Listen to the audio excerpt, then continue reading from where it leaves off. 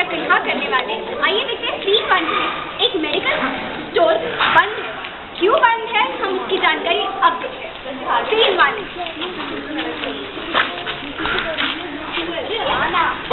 बंद करा तुमचं दुकान बंद करा. तुमच्याकडे अधिकार नाहीये. तुम्ही कोणत्या जिम्मेदारीवरनं आपलं लायसेंस चालू ठेवलेलं आहे. किसने दुकान बंद किया? मेरी तरह किसी को भी दवाई की जरूरत पड़ सकती है. खोलो ये दुकान अभी. अरे ये दुकान में एक सर्टिफाइड फार्मासिस्ट नहीं है, इसलिए दुकान बंद है. और वैसे भी गवर्नमेंट का ही रूल है, अगर एक सर्टिफाइड फार्मासिस्ट ही ना हो तो दुकान वैसे भी बंद होने वाली है. अरे पर फार्मेसी की दुकान में फार्मासिस्ट का क्या काम? सिर्फ प्रिस्क्रिप्शन पढ़कर दवाइयाँ तो देनी है. तो ये चाहे फार्मासिस्ट करे या कोई और, क्या फर्क पड़ता है? अरे भाई यही सोच तो गलत है. एक फार्मासिस्ट वो होता है जिसे सारी दवाई के बारे में मालूम होता है. क्या? अपने शरीर पर उस दवाई का कैसा असर होता है ये उसे मालूम होता है. अगर जिसको इन दवाई के बारे में मालूम ना हो और वो आपको गलत डोज दे तो उसका आपके शरीर पर बुरा असर हो सकता है. तो अब आप मुझे ये बताएं कि आप अपनी जान इस अंधविश्वास के भरोसे में रख देंगे? बात तो सही है. तो आज से मैं ही नहीं, आप सब भी उसी फार्मेसी स्टोर से दवाइयाँ खरीदेंगे जहाँ पर एक सर्टिफाइड फार्मासिस्ट हो, ताकि आपकी और हमारी दोनों की जान सुरक्षित रहे. आइए नेक्स्ट सीन में देखते हैं. दो स्टूडेंट्स अपने एग्जाम खत्म होने के बाद ये डिस्कस करते हैं कि उनको आगे क्या करना है. फार्मेसी बेटर ऑप्शन है या नहीं. आइए देखते हैं. हाय एग्जाम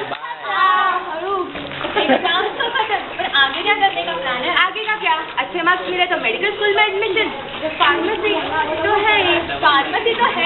मैं तुझे पता नहीं, फार्मेसी इंडिया का सेकंड लार्जेस्ट ग्रोइंग सेक्टर है. कंप्लीटली प्रॉब्लम ये है कि उसको इंडिया में उतना डिमांड नहीं है. डॉक्टर जो मेडिसिन देते हैं उनकी जांच, रिसर्च, प्रोडक्शन सब फार्मा सेक्टर को ही करना पड़ता है. ये तो है, बट फार्मासिस्ट को कभी डॉक्टर्स जितनी रिस्पेक्ट मिल सकती है एंड सैलरी कभी उनकी बराबरी हो सकती है. बराबरी ये कोई कंपटीशन नहीं है. दोनों के काम बहुत अलग है.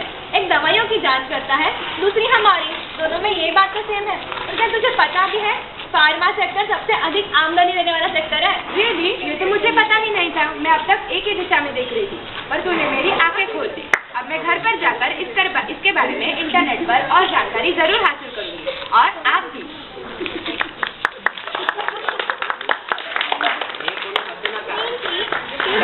एक पति पत्नी आपस में फार्मेसी के बारे में क्या बात करते हैं?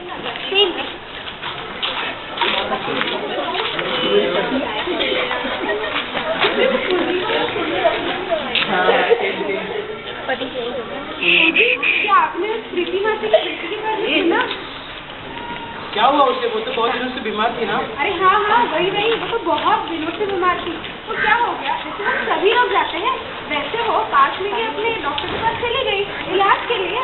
तभी डॉक्टर ने उसके लिए कुछ दवाइयाँ लिख दी और वो गई अपने फार्मेसी वाले के पास. तभी उसे ये बात पता चली कि उसकी जो एक्ने की ट्रीटमेंट वो ले रही थी और उसकी ये बीमारी की दवाइयाँ शरीर में आपस में बिल्कुल भी मेल नहीं खाती और इसके वजह से उसके शरीर में बहुत सारे साइड इफेक्ट हो सकते थे.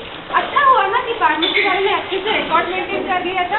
तो बहुत अपराध हो जाता है.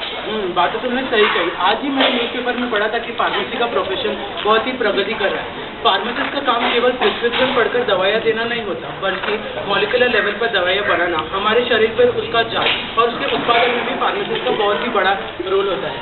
अगर फार्मासिस्ट ना होता तो न जाने हम कितने ऐसे रोग हैं जिसके बारे में कभी नहीं जान पाते. तो आज से हमें सबको ही फार्मासिस्ट को बहुत ही रिस्पेक्ट देना चाहिए. ये बात तो आपने 16 आने तक कही. फार्मेसी और फार्मेसी सोहेल पागल.